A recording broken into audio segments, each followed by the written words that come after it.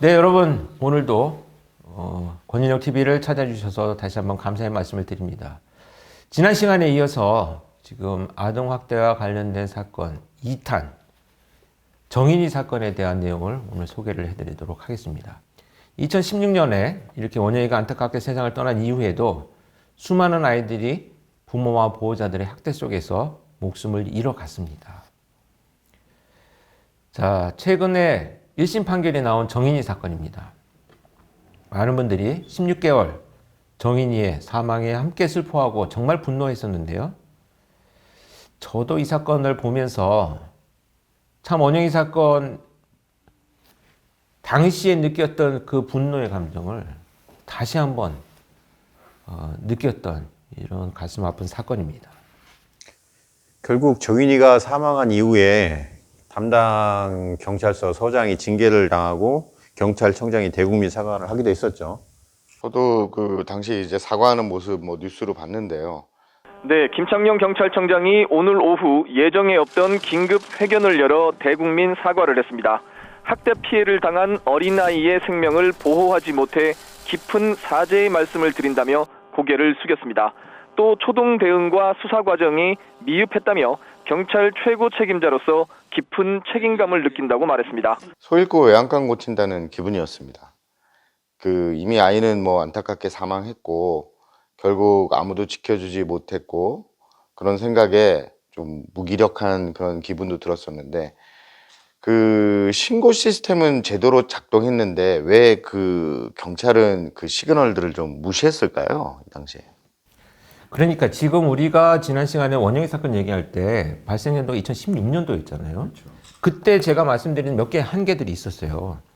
각 기관이 대처할 수 있는 강제력, 법적인 조치 이런 것을 할 수 없었다. 그래서 그 죽음이 그렇게 안타깝게 일어나고 불과 20몇 년의 형량밖에 안 되는 이런 일들이 벌어졌는데 아무도 그 이후에 그 문제점에 대해서 문제를 도출시키고 사회적인 합의와 논의를 이끌어 가려고 하는 국가 시스템이 아직까지도 이어지지 않았다는 거예요. 그래서 경찰의 시그널을 무시한 것이 굉장히 큰 잘못입니다. 왜? 16년도에 그런 사건을 거쳐가지고 그런 문제가 도출이 됐으면 이 지휘부들이 그걸 끌어내가지고 현장에 있는 수사관들이 이런 신고를 받았을 때 어떻게 처리해야 된다는 것에 대해서 논의가 되고 끝없이 국회에 가서 의견을 제시를 해야 되고 또 다른 아동학대 보호기관들이 어떻게 협업을 해야 될지 머리를 맞댔어야 돼요. 그런데 그냥 경찰의 일이야. 살인사건이 나오면 경찰이 수사해야지. 자, 학대사건이 나서 아이들이 학대당한 흔적이 있어. 그러면 교사나 이런 사람들이 또 자기들의 역할을 해야지. 이렇게 계속 미루고만 있었던 거예요. 우리 사회가. 그래서 이런 안타까운 사건은 또 발생을 합니다. 제가 이 정인이 사건이 처음 발견되었고 아이가 병원에 왔을 때 그 아이를 처음 이렇게 응급실에서 치료했던 그 의사를 제가 잘 아는 분이에요. 여러분들 다 아마 알고 계시는 글을 잘 쓰는 의사인데 응급의학과 교수 잘 아실 텐데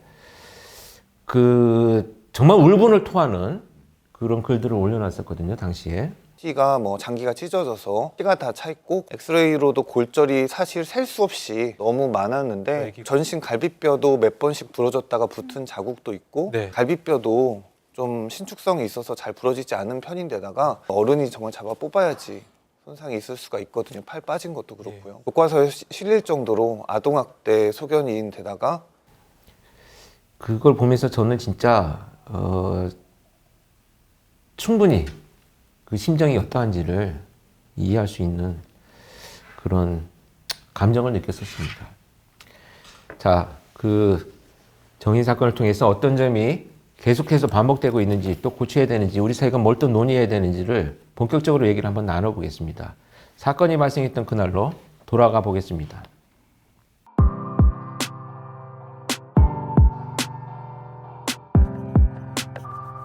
정인이는 사망할 당시 겨우 16개월이었습니다.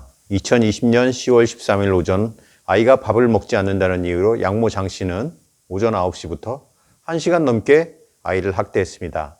수사기관은 법의학자의 의견에 따라 양모 장 씨가 이때 정인이의 배를 발로 밟았을 가능성이 있다고 주장했습니다. 아이의 상태가 심각해지자 장 씨는 병원에 데려갈까 고민하다가 양부에게 응급실 데려가? 형식적으로 하고 문자를 보내기로 했습니다. 더욱 경악스러운 것은 정인이가 심정지에 이른 다급한 상황에서도 장 씨는 느긋하게도 어묵의 공구를 진행했습니다.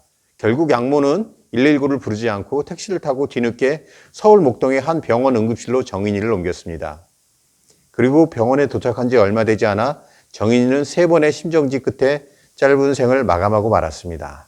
네, 정인이가 사망을 하게 되니까 양모는 응급실에서 무릎을 꿇고 절규를 했습니다. 이거 정말 악어의 눈물이죠. 하지만 그렇게 슬퍼하는 모습을 보여도 응급실 의료진들은 양모인 장 씨를 진짜 악마다 이렇게 생각을 했어요. 왜냐하면 정인이의 상태를 살핀 의료진들은 아이가 학대를 당해서 살해됐다는 것을 이미 알고 있었기 때문입니다. 그런데 그 당사자가 말이죠. 아이가 사망했다고 그렇게 절규를 하고 무릎을 꿇고 울고 있다는 것이 얼마나 보는 순간부터 분노가 치밀어 올랐겠는지 저는 대충 짐작을 해요. 이거는 제가 이 행동에 대한 심리를 분석하자면 아이가 사망해서 무릎을 꿇고 절규한 것이 아닙니다. 이건 왜 그러냐? 이제 돌이킬 수 없는 자신의 죄를 책임을 져야 된다라고 하는 자기에 대한 연민이에요. 자기에 대한 연민. 부검 결과 사인이 외력에 의한 복부 손상으로 아이는 췌장이 절단될 정도의 강한 외력에 의해 사망한 것으로 밝혀졌습니다. 소장, 대장이 다 파열됐고요. 장막간 출혈이 아주 심했다고 합니다. 머리뼈, 쇄골, 갈비뼈, 대퇴골 모두 골절이 되어 있었고요. 온몸에 시퍼런 멍자국이 가득해 있었다. 그래서 경찰은 결국 양모인 장 씨를 구속을 했고요. 검찰은 아동학대 치사죄. 이거를 왜 치사죄로 했나 모르겠어요. 정말 사연이 있겠죠. 치사죄로 장 씨를 일단 기소를 했습니다. 자, 사건에 들어가기에 앞서서요. 배경을 말씀드리자면 아내 장 씨와 남편 안 씨는 외동딸을 키우던 부부였었는데 아동복지기관을 통해서 정인이를 입양을 합니다. 이후에 아주 심한 학대가 이어졌고요. 결국 정인이가 사망하게 된 사건이죠. 췌장이 뭐 절단됐다 이렇게 나오잖아요. 사인 중에. 가장 췌장이라고 하는 게 가장 몸에 깊숙한 곳에 있어서 웬만한 외력으로는 잘 끊어지지 않는다 그러더라고요. 뭐 그게 끊어지는 경우 뭐 달리는 차에 부딪혔을 정도의 충격이 있지 않으면 잘 끊어지지 않는다고 하는데 이 정도 뭐 췌장이 끊어질 정도라 그러면은 양모가 정인이를 바닥에 눕혀놓고 뭐 발로 뛰듯이 밟아야 한다는 그런 소견들도 있다고 하더라고요. 검찰도 이 의견을 받아서 재판에서 그렇게 주장을 했고 머리뼈, 갈비뼈, 쇄골, 팔 등이 골절됐다, 붙은 흔적들 이런 것들도 많았다 이렇게 나오는데 이런 것들은 뭐 무자비한 폭행에 의한 겁니까? 도대체 어떤 학대를 해야 이런 상황이 이르는 거죠, 이게? 그러니까 이런 상황을 왜 아동학대 치사죄로 이거를 의유를 했는지 모르겠어요. 이건 살인죄죠, 그냥 살인죄. 왜냐하면 췌장 방금 얘기를 하셨는데, 여러 장기들이 많이 손상된 사건 피해자들의 현장을 제가 많이 봤어요.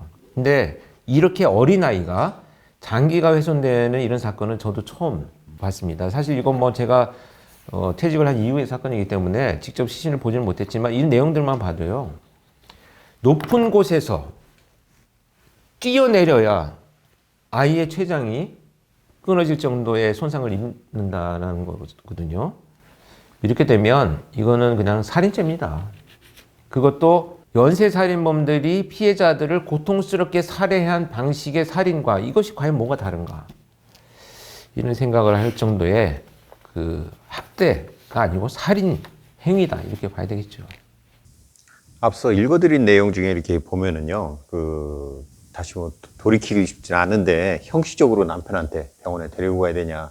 그러고 그 와중에 또 어묵을 공동 구매하다가 잘못돼갖고, 다음에 하자라고 이렇게 지인한테 문자도 보내는데, 이런 정도의 또라이를 우리는 어떻게 받아들여야 될지, 이 사람을 받아들여야 되는 건지, 좀 고민스럽습니다. 어떻게 생각을 해야 될까요? 그러니까 이게 그 지금 아까 병원에서 절규하면서 무릎을 꿇고 울었다는 게 지금 이 사람한테는 중요한 게 아니에요. 지금 이 아이가 사망함으로 인해서 내가 지금 어떤 처벌을 받고 죄책을 이 지금 사회적인 지탄을 받아야 되냐. 내 인생이 끝났다고 생각해서 이런 모습을 보이는 이런 사람들이다. 이렇게 봐야 되는 거죠.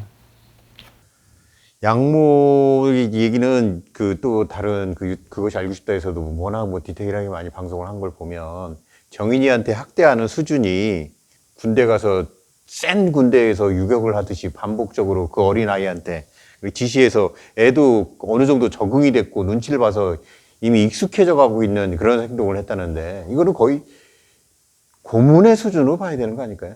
이거는 진짜 연쇄살인범들이 피해자들을 이춘재 같은 강호순이 같은 유영철 같은 이런 범죄자 정남규 마찬가지고요. 피해자들을 그렇게 고통스럽게 자기 만족을 추구하기 위해서 저지른 행위하고 다를 바가 없어요. 오히려 더하면 더했죠. 왜? 이 아이는 너무나 어린 아이잖아요.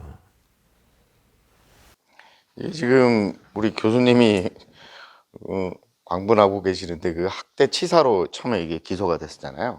그리고 그 양부도 학대 사실을 알고 방치한 아동복지법 위반 이렇게 기소가 됐었는데 여러 이제 사실들이 알려지면서 살인죄로 기소를 해야 된다 이런 의견들이 막 쏟아져 나오고 많은 분들이 이제 법원에 이제 진정서를 보내고 이렇게 돼서 결국은 검찰에서도 공소장에 살인죄를 추가했다 이렇게 나오던데 처음부터 지금 교수님 의견 말씀하신 대로 처음부터 이거는 거의 살인으로 봐야 되지 않습니까? 살인죄로? 그러니까 검찰에서 말이에요. 국민들이 진정 보내고 또 살인죄로 변경하자라고 해서 그러면 살인죄로 하지라고 했다는 게 더 광분하고 화가 날 일이에요. 그렇죠. 그러면- 남부지검 앞에 많은 어머니들이 항상 재판할 때 가서 그럼 아빠하고 같이 더 참여를 했기 때문에 이런 부분에 대한 게 공소장 변경했다는 거는 것은 애초에 했었어야지. 그것을 국민들이 막 화내고 강분하고 말이야 진정하고 하니까 그러면 살인죄로 합시다. 이거는 무슨 거래하는 것도 아니고 좀 눈치 보는 것도 아니고 진짜 이거 답답한 얘기예요. 어쨌든 2021년 1월 13일 정인이 사망 사건에 대한 재판이 이제 시작됐습니다. 그 재판 이야기를 듣고 오겠습니다.